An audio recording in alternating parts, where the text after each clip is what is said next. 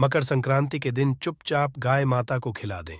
यह एक छोटी सी चीज रोडपति भी होंगे, करोड़पति मिलेगी। सभी संकटों और कष्टों से मुक्ति पूरे साल आपके घर में भरे रहेंगे। अन्य धन्य के भंडार, या यूं कहें कि आपकी 7 पुश्तें तक करेगी।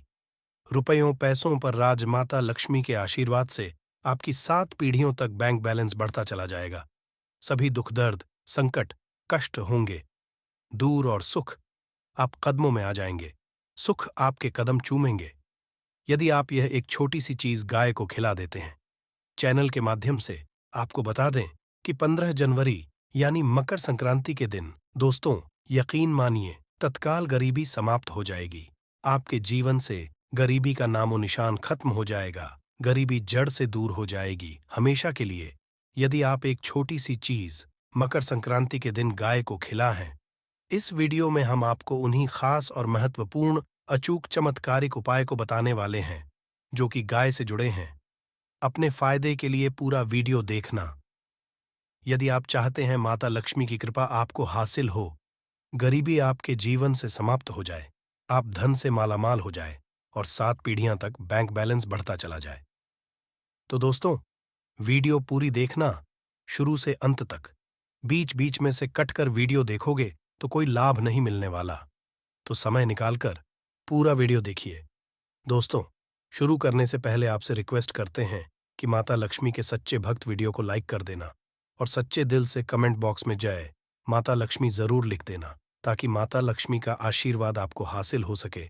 और ज्यादा से ज्यादा वीडियो को शेयर जरूर करना, जिससे कि और लोग भी इस वीडियो के माध्यम से लाभ हासिल कर सकें। अगर हिंदू धर्म की माने तो ऐसी मान्यता है कि सेवा अगर निस्वार्थ भाव से की जाए तो घर में लक्ष्मी का वास होता है।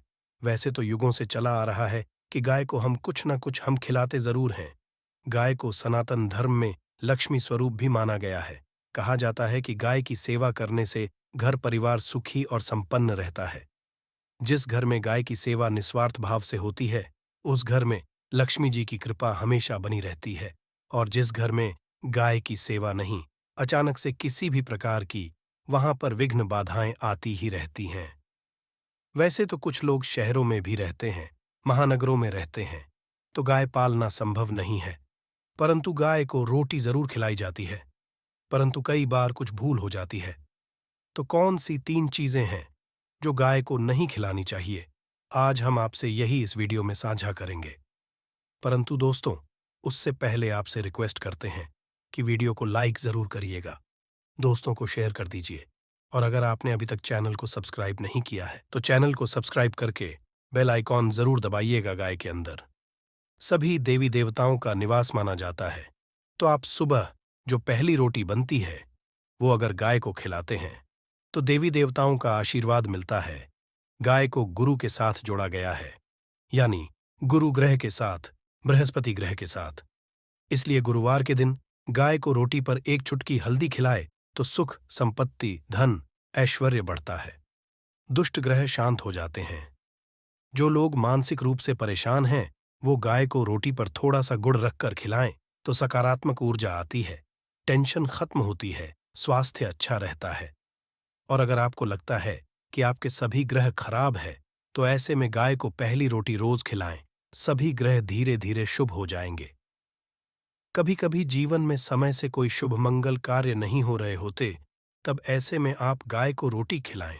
गाय के मस्तक को छूकर अपनी मन्नत कहे प्रणाम करें। पैर छुए तो आपकी मन्नत जरूर पूरी होगी। तो यह था गाय को आप क्या खिलाए उसके बारे में, परंतु गाय को क्या नहीं खिलाना चाहिए। अब हम वो जानते हैं। रोटी तो हर कोई खिलाता है गाय को। अब ये रोटी बासी नहीं होनी चाहिए, यानी कि एक दिन पहले की जो रोटी बनी रहती है और आप दूसरे दिन खिला देते हैं। सुबह सुबह वो नहीं खिलाना लिए। कई बार आप रोटी बना लेते हैं और उस दिन गाय मिलती नहीं तो रोटी रखी रह जाती है। फिर वो अगले दिन गाय को खिलाने से गाय का अपमान माना जाता है। वो रोटी बासी कहलाती है। इसीलिए गाय को एक दिन पहले की बची हुई रोटी नहीं खिलानी चाहिए। सड़ी गली चीजें, खराब चीजें गाय को मत खिलाइए, इससे घर में परेशानी आती है। अपनी आदत को बदलिए। अगर आप ऐसा करते हैं तो इससे घर में तकलीफ आती है। चैनल के माध्यम आपको बता दें कि गाय को हरा चारा तो हर कोई खिलाता है। हरा चारा आप खिलाते समय एक बात का ध्यान रखें, गाय को सबसे ज्यादा पीपल का पत्ता लोग खिलाते हैं, पर पीपल का पत्ता आप खुद से तोड़कर मत खिलाइए। दूसरी बात, आप घर में सब्जी लाते हैं तो साग आ जाता है, तो अच्छी चीजें तोड़कर रख के बचा कुचा आप गाय को ना खिलाएं। आप जो देंगे वो गाय खा लेगी, परंतु थोड़ी सी कुछ अच्छी चीजें मिलाकर गाय को खिला दीजिएगा तो फायदा होगा। गाय को दूध नहीं पिलाना चाहिए।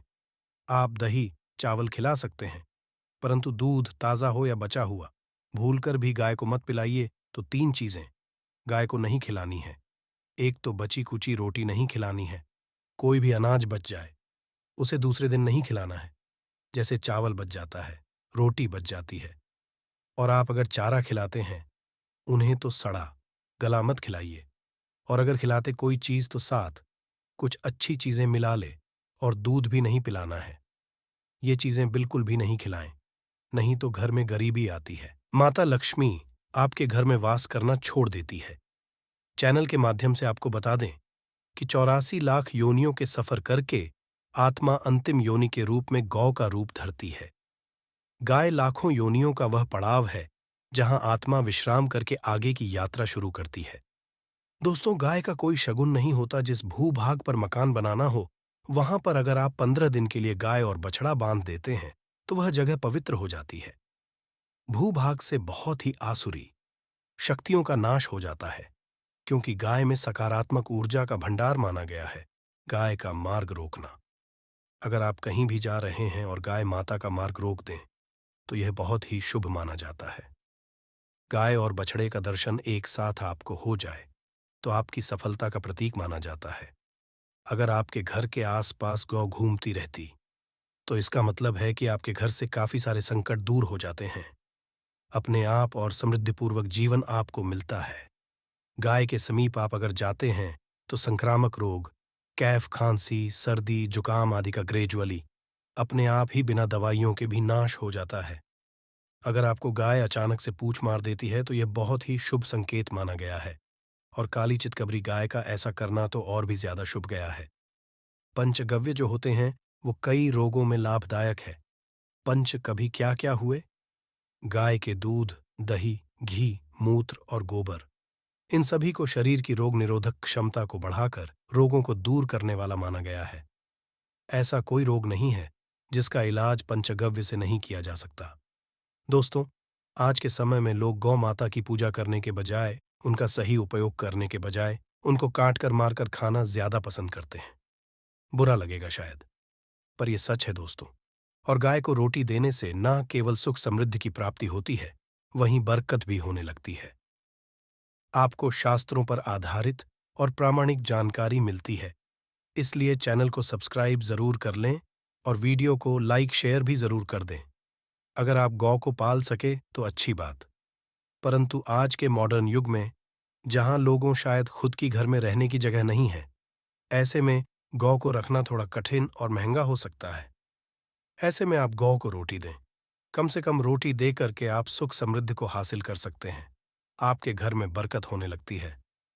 हमारे बुजुर्ग हमेशा से कहते आए कि गाय को रोटी खिलानी चाहिए, परंतु समय स्थिति के चलते गाय की सेवा हर कोई नहीं कर पाता। परंतु कम से कम रोटी तो आप खिला सकते हैं। अगर रोटी भी नहीं खिला सकते, काफी सारी जो हमारे भाई बहन मलेशिया वगैरह, लंदन वगैरह में बैठे हैं, उनको गाय नहीं मिलती है।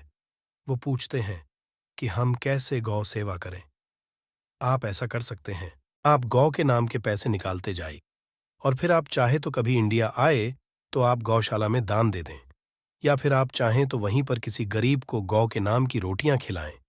किसी भी अनाथ आश्रम में चले जाइए, किसी वृद्ध आश्रम में चले जाइए, किसी भी दूसरे सफेद पशु को आप भोजन कराएं।